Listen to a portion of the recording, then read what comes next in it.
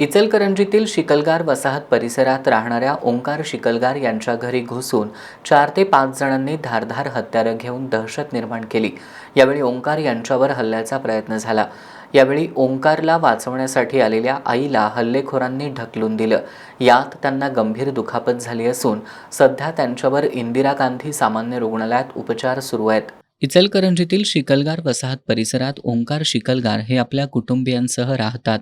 4 ते 5 हल्लेखोरांनी धारदार हत्यारं घेऊन ओंकार यांच्या घरात घुसून दहशत निर्माण केली। हल्लेखोरांनी ओंकार यांच्यावर हल्ल्याचा प्रयत्न केला। यावेळी त्याची आई कविता शिकलगार अडवत असताना हल्लेखोरांनीही त्यांना ढकलून दिल्यानं त्यांना दुखापत झाली। सध्या त्यांच्यावर इंदिरा गांधी सामान्य रुग्णालयात उपचार सुरू आहेत।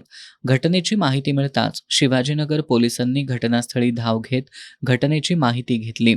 पोलिसांनी संशयितांचा शोध सुरू केलाय।